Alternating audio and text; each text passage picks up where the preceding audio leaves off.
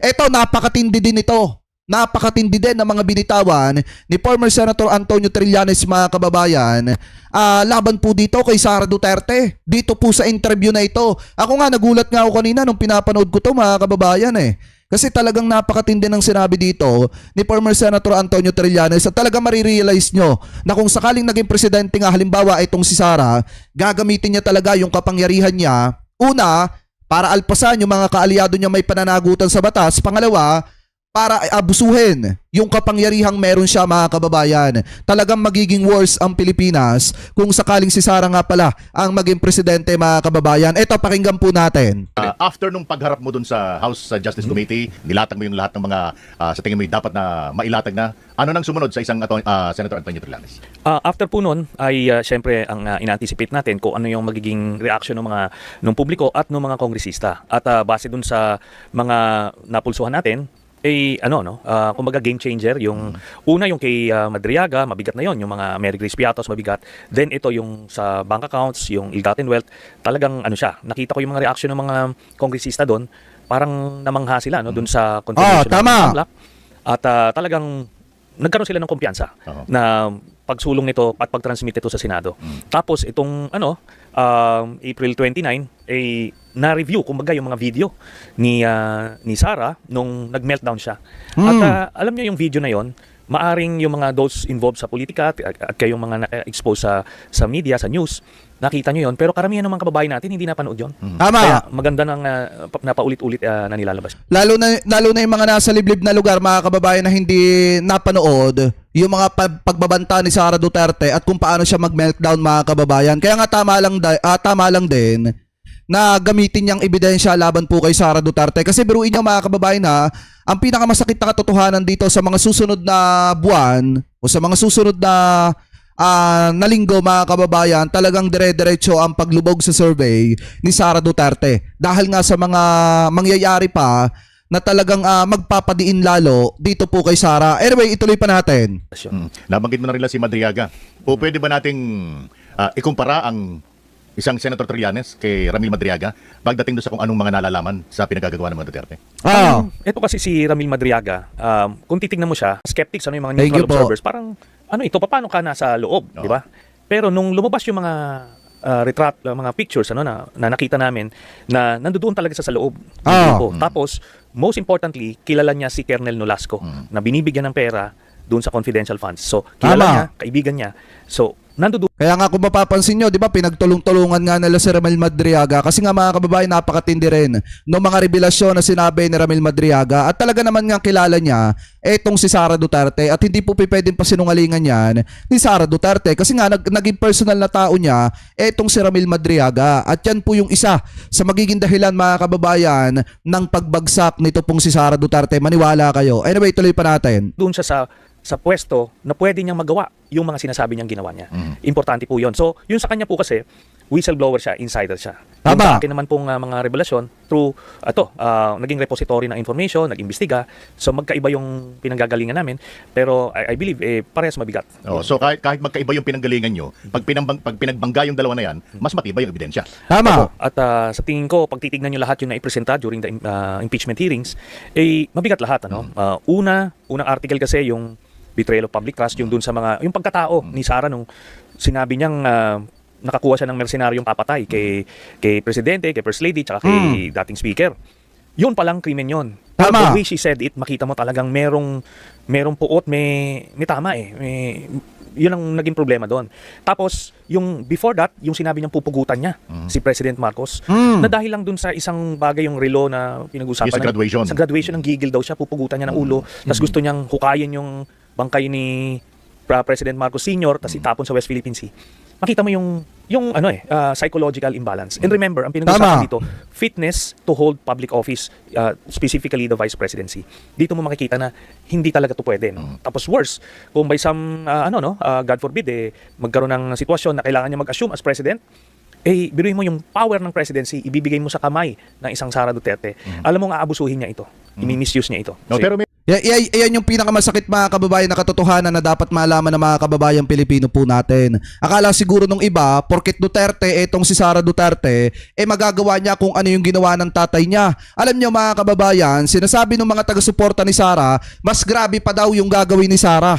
Ano po, kung sakaling maging presidente etong si Sara, mas grabe pa daw yung gagawin ni Sara sa ginawa ng kanyang tatay. Alam niyo mga kababayan, di ba napakalaking issue na nga yung kapalpakan na ginawa ng tatay niya. Ngayon, kung sakali maging presidente pa, etong si Sara mga kababayan, mas matindi pa yung gagawin ni Sara sa ginawa pong kapalpakan ng kanyang ama.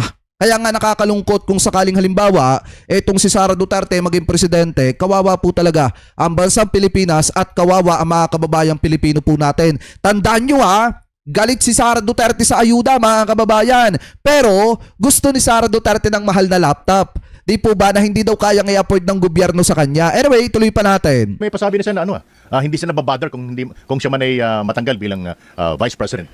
Pero nandoon pa rin yung nauna niyang deklarasyon na interesado siya maging presidente sa 2028. May kasabihan po dyan, ang tawag dyan yung tulak ng bibig, kabig ng dibdib. Tama. Ganun sila na tipong parang alam niyo mayabang na wala akong pakialam diyan, ako interesado diyan, ganyan. Ganyan din si Digong noon. Hindi ko naman ayoko naman magpresidente, ganito, ganyan. Pero and yet, while they are in power, talagang lasap na lasap nila kung paano mag-abuso ng kapangyarihan. Nakita niyo paano mag-power trip, paano basta't iba itong pamilyang ito. Pinofile namin ito closely, kaya buti na lang at ito lumalabas na nga. Pero itong sa pagpapatuloy nga ng impeachment, ito kaya yung nakikita ng solusyon? Parang matigil na yung mga nakikita nyo noon pa? Most importantly, Sandro, itong impeachment kasi, this is an accountability mechanism. Hindi ito Hindi political persecution, yan po ay usapin ng pananagutan. Siguro sinasabi ng iba, lalo na ng mga vlogger na sumusuporta kay Sara Duterte, yan po ay pamamaraan ng pamumulitika, pero hindi po talaga Kasi karamihan po talaga sa mga kababayan natin, gustong makita na managot etong si Sara Duterte. Kahit yung mga taga-Visayas, sa mismong bailiwick po nila, di ba sinasabi, lalo na sa mga survey, napakarami doon ang gustong makitang humarap etong si Sara Duterte sa mga pananagutan po, mga kababayan. At mga itinatanong, lalo na yung mga aligasyon ay binabato sa kanya at katanungan ng taong bayan. Gustong masagot ng mamamayang Pilipino yung tanong nila kung bakit nagnakaw itong si Sara Duterte sa kaban ng bayan. Iyon ang hindi masagot ni Sara mga kababayan. Kaya nga, buti na lang merong ganitong klase ng proseso na kung saan kapag ka ikaw ay nagnakaw ng pera ng bayan, pwede ka ma-impeach. Hindi ito para pigilan kung sino-sino. But pag may ginawa kang krimen, kailangan ka managot. Tama. Yung mga kababayan natin, pagka gumawa sila ng krimen, nananagot Sa public officials, makita mo may graft case na 100,000, nakukulong. Dito, daang-daang milyon yung ninakaw. So, yun. Tapos, ito ngang, yung ginawa niyang pag-threaten sa presidente, alam niyo sa US kung gawin niya yun, talagang dinukot na siya, ora mismo. Ng, right there and then. So, dudukutin na yan ng Secret Service. Kasi iba talaga yung, pagka hindi ordinaryong tao yung pinagbantaan niya. Presidente ng Pilipinas, First Lady, Speaker of the House. So, political leadership yan. So, Kasi pasalamat pa nga mga kababayan na ito si Sara Duterte, napakabait ni Presidente, ni PBBM. Dahil kung ginawa niya kay Donald Trump yan, halimbawa mga kababayan, or dun sa ibang leader ng bansa, halimbawa siya yung vice-presidente, pinagbantaan niya yung buhay, baka nga pinadukot talaga yan. Tama yung sinasabi ni former Senator Antonio Trillanes dito. Baka hindi na nakita ni anino ni Sara Duterte. Halimbawa kung si Trump pinagbantaan yan, or kung etong si Vladimir Putin, or kung etong si Xi Jinping mga kababayan, baka hindi na nakita ni anino niyan. Di po ba? Kaya nga napakalaking pasasalamat pa rin ni Sara Duterte kasi nga mabait si Presidente, si PBBM. Anyway, tuloy pa natin. Merong anggulo ng terorismo yan. So, yun ang isang mabigat. Then, itong corruption, yung na-discover mga bilyong-bilyong pera na nasa bank accounts nila. Ito, salungat ito doon sa project nila na simple silang mga tao. Alam mo, mabait pa Pilipinas Tama. Yung binabanggit ni Senator Trillanes na kung sa US, dinukutan ng Secret Service yan. Matatandaan mo dati, di ba? Nung panahon ng dating Pangulong Duterte, merong nagsalita against sa Pangulong Duterte. Di ba, parang bumilang na dinampot ka agad. Talagang dinampot nila. Kasi ganun talaga. Kaya nga bawal ka magbanta, mag-threaten sa presidente ng Pilipinas. At for that matter, sa iba't ibang bansa, ganun din yung patakaran nila. Pero ito, hinayaan lang Di ba? Kaya nga, ito na yung pananagot niya doon kasi napalagpas yun noon, nangyari yan, pero ngayon kailangan niya managot. Tulad din ng sinasabi ng kampo ni VP Sara Duterte na parang fascinated daw kayo kasi yung ebidensya na inilabas nyo nung kayo humarap, 10 years ago pa daw yun. Pero ito po yan. Continuing crime kasi yan. Tapos, kaya nga kaakibat nito yung betrayal of public trust eh. Kasi nagtiwala sila kay Sara, thinking na maayos siya. Pero Tama. ito ngayon, lumalabas na siya ay kurakot, siya ay tumatanggap sa pera mula sa illegal na droga ito, mabigat ito. Talagang betrayal yun, lalo na sila, yun ang branding nila eh. Di ho ba? Simply Ito nga yung sinasabi ko sa inyo, mga kababayan. Isipin nyo na lang mabuti to, kung bakit natin sinasabi na deserve ni Senator Bato de la Rosa ang makulong sa dahig. Isipin nyo, meron sila mga kababayang Operation Double Barrel noong mga panahon na yon. Yan yung mga katok, tokhang, at kung ano-ano pa mga kababayan na ginagawa nila sa mga kababayang Pilipino po natin. Pero minsan ba kung iisipin nyo mga kababayan, minsan ba inimbestigahan ni Bato de la Rosa o nung mga kinauukulan dati sa panahon ni dating Pangulong Duterte, yung mismong pamilya ni Digong, na kung saan yung anak niyang babae tumatanggap ng dividendo galing po sa sindikato. Hindi nga lang yung anak niyang babae kundi pati yung ibang mga anak niya tumatanggap ng dividendo allegedly galing po sa sindikato. At maging etong si dating Pangulong Duterte ay tumatanggap ng dividendo habang kitang-kita't pinapanood nila kung paano itumba yung mga kababayang Pilipino po natin na inosente. Diba? Paano nga naman mga kababayan mauubos yung adik ng mga panahon na yon? Yung nagdinegosyo ng ipinagbabawal na bato, kaalyado ng presidente. Diba? Malapit pa sa presidente. Dugot laman pa ng presidente, mga kababayan. Kaya nga dyan pa lang sa punto na yan, talagang pinagtaksilan ng mga Duterte ang tiwala ng mamamayang Pilipino na ipinagkaloob sa kanila noong 2016. Kasi kaya lang naman mga kababayan nagkaroon ng kapangyarihan yung mga yan noong 2016 kasi nga sinuportahan yan ng mga Marcos loyalists. At yung tiwala na yun na ibinigay sa kanila ng mga Marcos loyalists, saglip na pasalamatan nila, ano ginawa nila? Inabuso nila mga kababayan yung kapangyarihang meron sila, kurakot dito, kurakot doon. At ngayon, gobyerno ni PBBM ang nagbabayad nung pagiging kurakot nila sa panahon ni Digong. Di po ba? Anyway, tuloy pa natin. mga tao, tapos galit sa droga. Ito, baliktad. Yun ang betrayal of public trust. Kaya yung sila Tama. sinasabi nilang technicality na dapat yung actions lang nung 2022 nung siya ay vice president, yun lang dapat ang sakop. Pwede yun sa mga official actions na questionable. Pero sa ganito, corruption, tapos mga high crimes, hindi po. Kasama yung continuing crime po yan. Baka naman para sa kanila may effectivity yung mga ebidensya. Hindi, panis na yung May expiry date, ano yun? may expiry date. Yun po for sure yan po ang gagamitin na estratehiya ng depensa na kailangan ang ebidensya lang yung simula 2022 hanggang present. Pero kailangan i-assert ng prosecution yung salin, yung ill-gotten wealth, continuing crime yan. Tapos kung nangurakot ka noon, hindi ka ibig sabihin absuelto. Tama. Nung naging vice president ka, hindi. Dahil lumipas na yung Oo, panahon. tuloy-tuloy yung corruption na yan. Tsaka ultimately, ang sa mata ng publiko yan eh. Sila maghuhusga, kasabay nila tayo makikita yung mga ebidensya. Itong mga sinasabi ng mga political analyst, Sentry, ito palang dahilan kung bakit maaga siyang nagpahayag ng kanyang pagkandidato sa 2028 para takutin yung mga congressman. Kasi nga naman, it's either kakampi kita o hindi. Kung kaya't itong mga kongresista magdadalawang isip kasi pwedeng kapareho nung ginawa ng huling eleksyon, nagkaroon ng negative campaigning mula din sa kampo ni VP Sara Duterte. Yung mga nag-push talagang nagsulong ng impeachment niya noong unang pagkakataon. Ano pong sa palagay ninyo? Ito, pakinggan nyo to. Napakaganda nito mga kababayan. Napakaganda ng tanong. Epektibo po ba yung ganyong Tsaka estratehiya? factor ba yung ganung Oo, strategy? Alam nyo, kung wala kang depensa sa ebidensya, ganun na lang ang gagawin nyo. At initially, talaga marami ring kongresistang natakot na tipong, kasi yung simpleng implication niya na tipong, ako na siguradong magiging presidente na ako by 2028, kaya pagka nagkamali kayo, babalikan ko kayo. Parang ganun yung implication. Tama. Pero, di maraming natakot. So, in a way, naging effective nung simula. Pero nung lumabas yung mga ebidensya, I was there nung yung April 22, nung pumunta ako sa Kongreso, nakita ko yung reaction ng mga kongresista eh.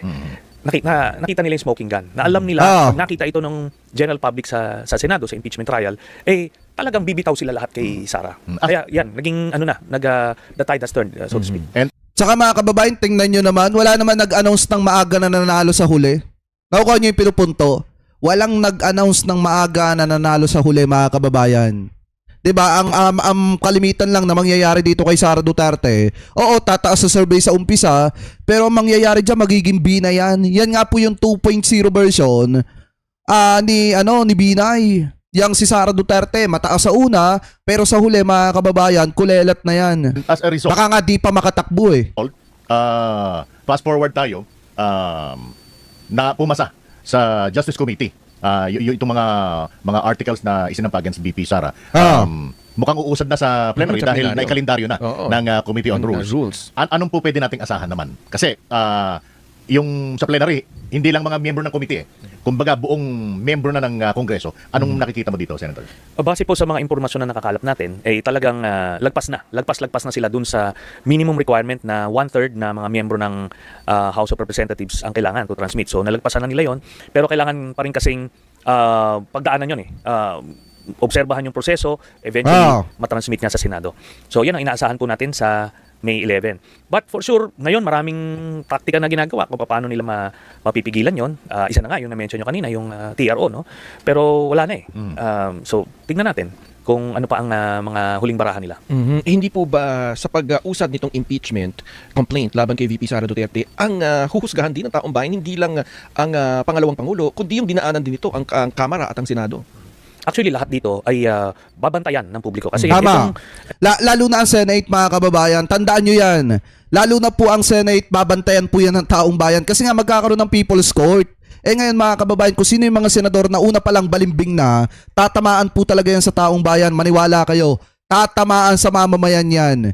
Ano po, lalo na, at alam naman natin, papalapit na yung 2028 national election at marami po dyan talagang hihingi ng suporta ng mamamayang Pilipino. Ngayon, kung makikita nila na itong senator na ito kumampi sa mali kahit na andyan na yung ebidensya, sa tingin nyo mananalo pa yan? Malabo na pong manalo yan. Pwera na lamang kung aalokin nila ng malaking halaga. Yung mamamayang Pilipino, bibilihin nila yung boto. Baka manalo pa sila. Pero, pagdating mga kababayan sa ganitong klaseng usapin, tatandaan po kasi ng taong bayan yan. Kung sila ba ay kumakampi sa interes ng mamamayang Pilipino or kung kakampi ba sila sa interes ng mga Duterte para mailuklok itong si Sara sa pagka-presidente. Itong mangyayari impeachment, this is democracy in action. Ito ay nakasaad sa ating saligang batas. Ito yung mga instrumento para mapanagot yung mga nagmamalabis. So, itong proseso na yan, nandiyan po yan. Kailangan natin pagdaanan yan. So, titignan ng mga tao yung ano ba ang mga akusasyon, kumbaga inano ba to, ni railroad ba ito ng House, titignan nila yung Senado kung ano ba ito, biased ba sila na hinaharang nila yung paglabas ng ebidensya kagaya nung panahon ni dating Pangulong Erap Estrada. So, but ultimately, nakatingin yung mga kababayan natin doon sa ebidensya. Tama. Titignan nila kung totoo bang nagkasala itong si VP Sara. So, yan, in its totality, that's how it should work. Alright. Lundag naman tayo. Sabihin natin sa Senado naman tayo. Naging part kayo ng opposition when you were at the Senate, tama ba? Opo, Oo. opo. Curious lang kasi ako dahil yung isang senador ngayon, active senator, Yan. who belongs to the opposition, ganun ba talaga ang trabaho ng isang nasa opposition na Pakinggan nyo, kasi sagot to ni former Senator Antonio Trillanes kay Robin Padilla na bobo. whatever kung ano man ang iyayin niya sa Senado, ang trabaho nila is to Kontra. Oo, kumontra na Sorry. Hindi po, no? Kasi Sorry mga kababayan na nadulas lang. Pasensyahan nyo na. dapat yan, kung sa polisiya, titignan mo yung mga polisiya nakakatulong naman sa bayan, ba't mo kukontrahin?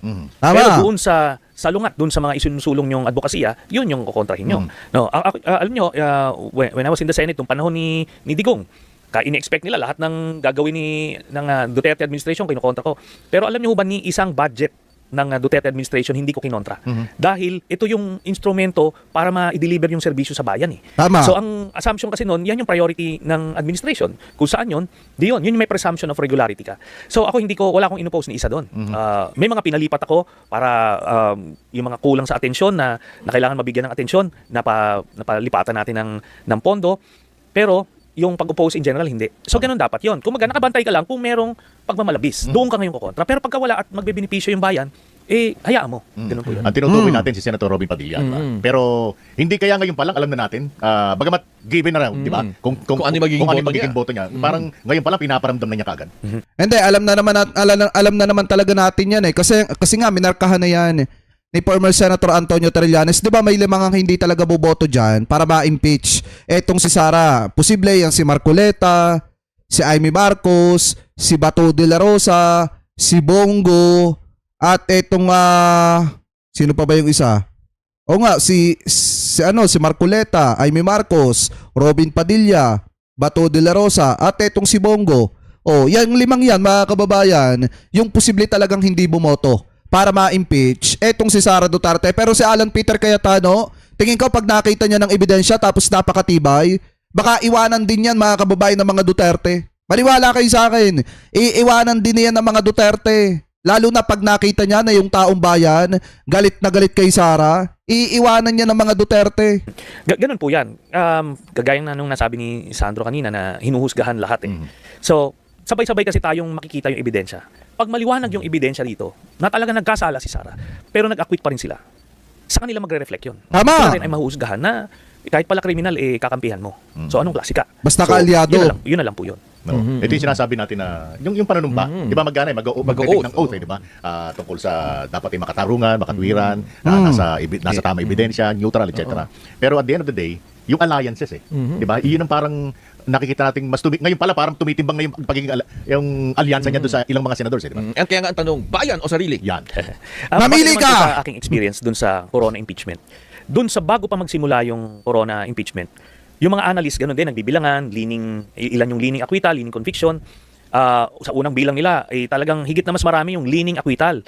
Pero nung lumabas ng ebidensya, nawala yun eh. Kinalaunan, 20 senators yung nag-convict, 3 lang yung nag-acquit. So, nasira din yung pag-analyze nila noong una, na yung bilangan nila noong una. Kasi ang botohan, isa dulo, after presentation of evidence. Tsaka tingnan natin mga kababayan, ito na nga lang kapag yung grupo ng mga abogado ni Sara Duterte, hindi sila nakagawa ng paraan para pagtibayin yung depensa nila kay Sara. Maniwala kayo sa akin mga kababayan, kung sakali magiging private lawyer, ito pong si Atty. Lorna Capunan, talagang may impeach etong si Sara Duterte. Kasi lahat nga ng anggulo na pwedeng labsan mga kababayan ng abogado ng kampo ni Sara Duterte, lahat yan kayang kontrahin ni Atty. Lorna Capunan. Paano pa kaya yung mga prosecutor? 'Di ba? Paano pa kaya etong sina Congresswoman Luistro at yung iba pa mga kababayan? Sa tingin niyo mananalo yung legal team ni Sara Duterte? Mukhang malabo yan kung wala silang matibay na depensa.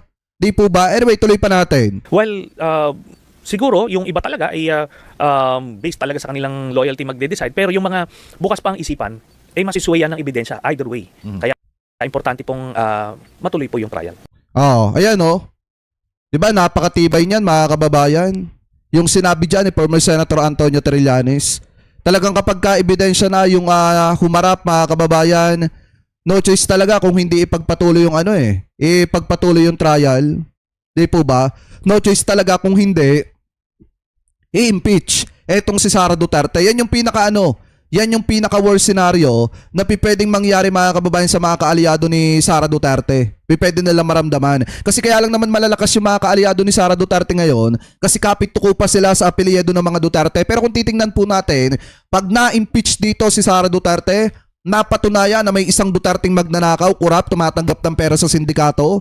Maniwala kayo sa akin, yung tiwala ng taong bayan unti-unti mawawala dyan. Like I said mga kababayan, at paulit-ulit kong sinasabi ito, yung mga DD-shit ngayon na iba karamihan dyan, mga Marcos loyalists yan. Pag nakita nila na mali sila ng taong sinuportahan, automatic magbibitaw ng pagsuporta yan sa mga Duterte. Kayo, mga kababayan, kung kayo po ang tatanungin, ano masasabi ninyo sa mga sinabi ni former Senator Antonio Trillanes po dito about po sa kakaharapin na malaking problema ng kampo ni Sara Duterte? Comment below na lamang po kung ano po masasabi nyo. Hingil po dyan.